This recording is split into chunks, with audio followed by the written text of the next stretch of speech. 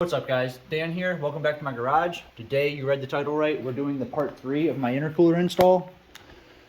Basically you guys probably saw part 1 and 2 basically like 2 weeks ago, and just yesterday we got the first start on the engine. Finally got the first start yesterday. That was yesterday for anyone watching. I overnighted a bunch of belts because we didn't have the right size belts when we started the car. I just started it to start it. Now that we do have the belts, I overnighted a bunch from Amazon, and I do have the correct size belt. It's a 69-inch belt that fits the 2-inch intercooler and a 3/6 pulley. That seems to fit perfect. The like 60685 belt from ZZP was basically like half an inch. If you can read that, sorry. This was basically like half an inch too short, which isn't their fault. They basically recommended that for like a 3/2 pulley. Like I said, I have a 3/6.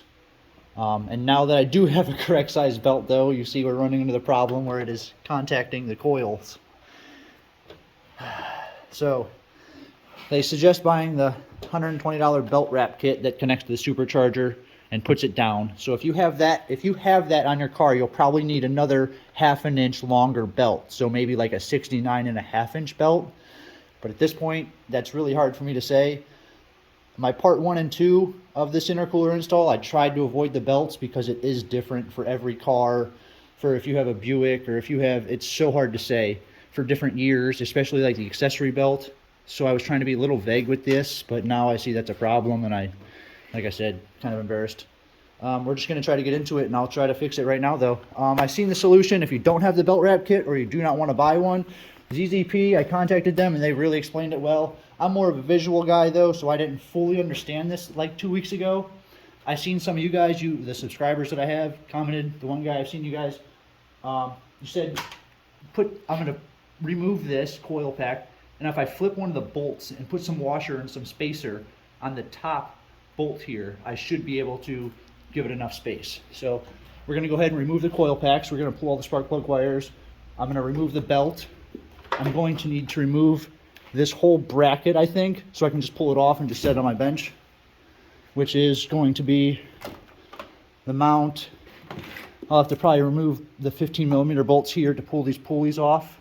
It'll be easier to see once I remove it. And then there's like a 13mm bolt and a 15mm bolt, and this whole bracket will come off, and we should be able to just work on it on the bench. So let's get started.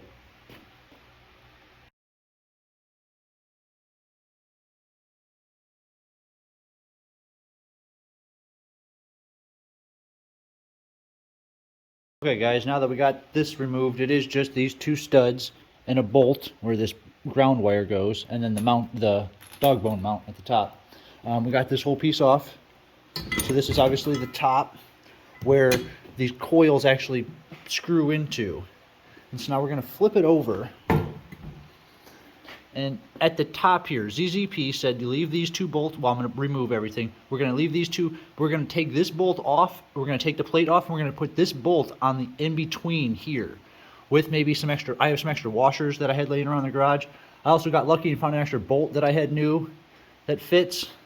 So I might try to put like 2 bolts in between and some washers, and that should give me enough space. They said that's what ZZP just called and recommended. So we're going to try and go ahead and remove these 2 bolts, these 3 bolts, remove this whole place, and then yeah, flip this bolt to in between.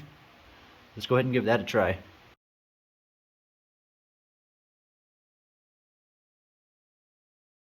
Okay guys, well, this is the final product. The 2 bolts here, they got the square heads that fit flush in there.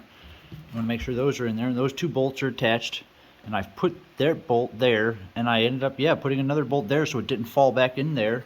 And that is, I mean, that's holding this bracket on there. I would trust that. We're going to go ahead and set it back on the car, put the pulleys back on, and see if that made enough clearance.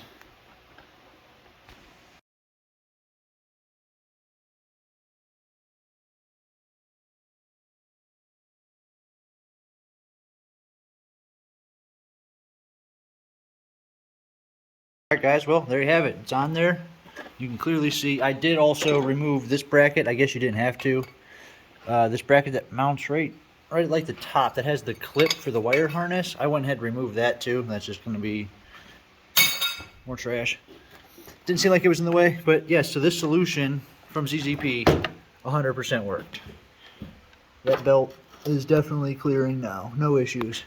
And like I said, the 69-inch belt worked perfectly. If you have the belt wrap kit, I would probably get the 69.5, or if you have that. So keep that in mind. Another thing, I'll admit, I forgot to mention how I blocked the water cooler passages, guys. So I really am about to pull the supercharger off and replace all the gaskets again, so I can make this video right and show you guys how I blocked off the coolant passages for the throttle body here.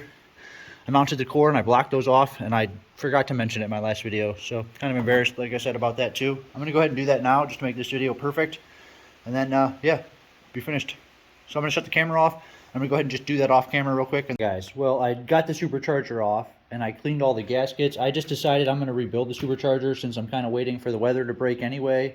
And I do have a new coupler from ZZP that needs to go on, and I ordered some of the new bolts, so we'll go over that later. But I wanted to mention, before you guys can install the intercooler core, if you have the stock, the non-modified lower intake, or the stock intake, you'll have two water passages here and here. And what you'll need to do is take a dime, like a US dime, and I should have mentioned this in my other video before I bolted the supercharger on, but I just forgot. And I actually put it on some vice grips like this, and I used a Dremel with a grinding stone, and I did just kind of smooth out the edges a little bit, and then these two dimes fit perfectly in those places. And then I just JB welded both sides of it, waited till it dried, sanded it, made it really smooth. Seems to work pretty good. I don't know. So I forgot to mention that in my video, so I would recommend that. You're going to need to do something about those. And then you can just RVT this. I would put a gasket. I would RVT the gasket. Then you can put your intercooler core on. I would then RVT. I've been trying to clean it up. RVT after you clean it. Gasket, RVT on top of the gasket, and then the supercharger. So like I said, and I ordered the new bolts. I'm pretty glad that I did this. Actually, I was looking for this vacuum leak, and I just think I found it. So when I started it yesterday, I got this really bad vacuum leak, and not really bad, but if you guys can see that, there's a big crack right here where it plugs into the lower intake. So that might be it. I'll need to replace that T. Hopefully that was just my vacuum leak. I'll keep looking. Everything else seems pretty good, so I don't know. Be able to just put this car back together and hopefully have it on the road here in the next week or two. So like I said, guys, thanks for watching. I appreciate all your views and comments and subscriptions. Yeah. Catch you guys in the next video.